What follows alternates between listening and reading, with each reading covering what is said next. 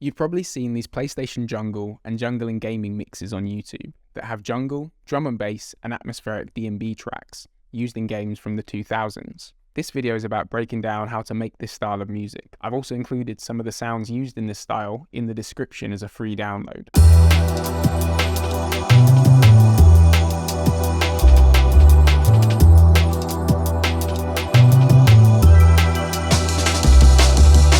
Instead of the usual electronic style drums, most of these tracks use acoustic versions. This means real-life recorded drums which give the track a more realistic sound. This is because, similar to background music in movies, most of these tracks were used to reflect a moment or emotion in the game. Here are the drums used for this track. This hi-hat with the velocities adjusted.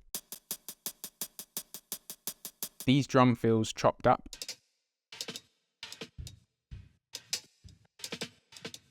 This kick. And this snare. I also used the cymbal sound. A plate reverb was added on the drum group as a whole to make them sound more glued together and like they were recorded in the same room. Here's what the drums sound like all together.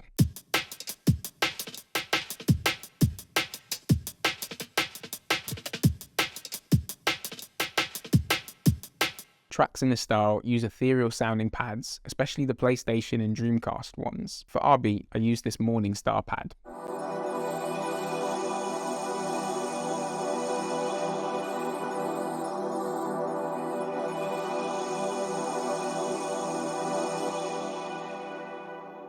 This is from my Sega 93 Ambient Pad sample pack.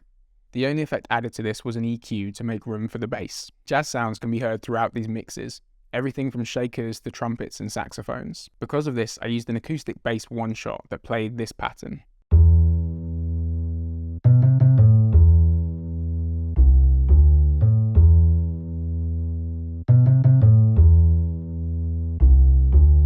To make it sound more realistic, some of the notes have been nudged off the grid slightly and the velocities have been adjusted. The arm and break was used a lot in the early 2000s jungle game music, mostly as a transition or it was layered in during the beat. In this track, I used it as a drum fill at the end of the bar.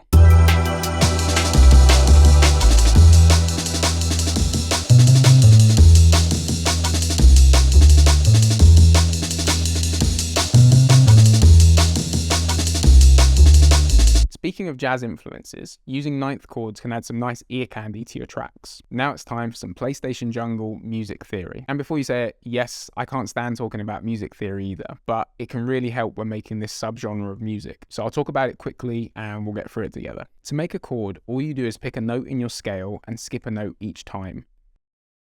This becomes a triad. To make this a seventh chord, you just add another note on top, following that same formula of skipping a note in the scale. Then to make a ninth chord, you just add one more note on top. These ninth chords are used a lot in jazz and jungle music. Artists like Pink Pantheress used them to create emotion and nostalgia. That's all I did to create this trill sound heard here. Using 2D tuned triangle waves, I created a ninth chord in the scale and then just moved some of the notes back to give it a strummed sound. I also added one more note on top.